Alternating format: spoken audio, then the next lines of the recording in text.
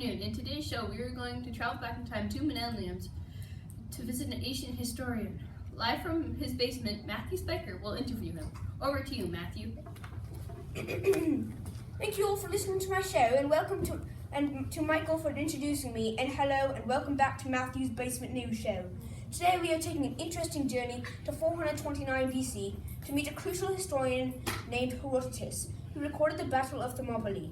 Now we're going to jump onto a mat and time travel back in time to interview a guy that wrote this story. We have now arrived in 429 BCE, just 5 years after Herodotus wrote the story on the Battle of Thermopylae, and we're going to capture him and bring him back to current time. I've hired 2 mercenaries to knock him out and bring him back with us.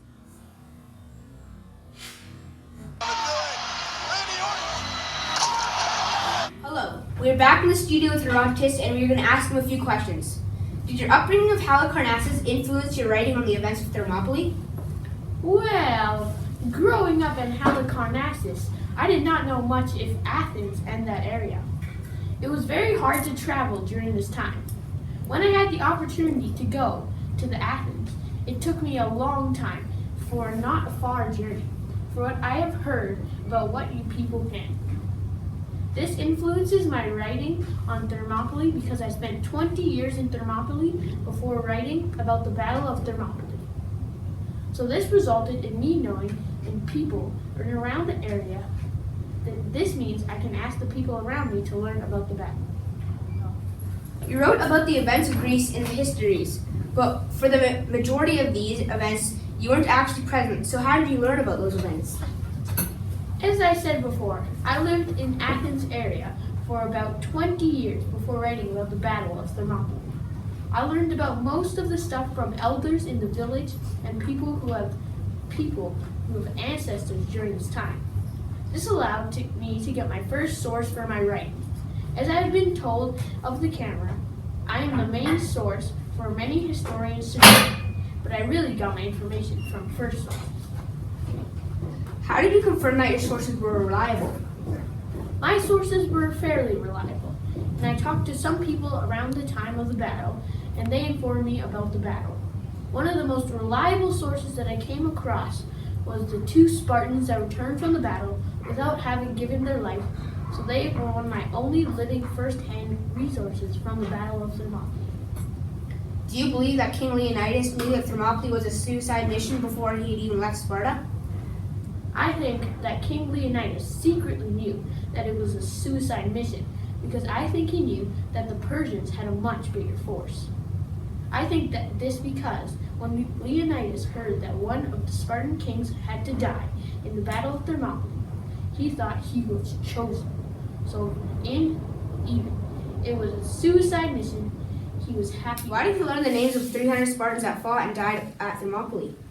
Well, I did learn all the names of the Spartans that died in Thermopylae because that is a way that I thought I could pay my respect to them because they fought in a vastly outnumbered battle and they almost won it. Almost. Did you also learn the names of the Thespians that fought and died alongside the Spartans? No, I did not learn the names of all the Thespians because there were about 600 of them, which is double the amount of the Spartans. Also, in my opinion, the Thespians didn't make as much of a difference in the battle as the Spartans did. And they didn't have as good armor, and they didn't have as much training, and the training wasn't the same quality. What was Leonidas' reason for keeping the Thebans at the battle against their will? Well, first of all, it's King Leonidas. King Leonidas. Yes.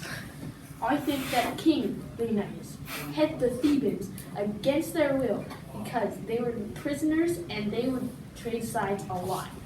The Thebans changed sides many times from the Spartan side to the enemy side. To make it fair, the Spartans held them there for trading sides, and even though they held them there, Being blind, how did you find out about all the events you wrote about in the histories? Well, when I was first starting to become interested in the history, I thought that my blindness would impact my professional life. But I soon learned that I didn't need eyes to be a good historian. This is because all of the accounts of history before my time are told verbally. I still had ears, that worked and I could speak. So I would listen to the accounts that the people gave me and then memorize that information. Then later, when I needed to write something down, I would just get someone to listen to me and write down what I Thank said. you, Herodotus, for letting me interview you. Well, even already. That was a quick ride. Thank you for listening to today's episode of Matthew's Basement News Show. Back to you, Michael, for the closing. Now on to important news. Kim Kardashian being held at gunpoint. Woo!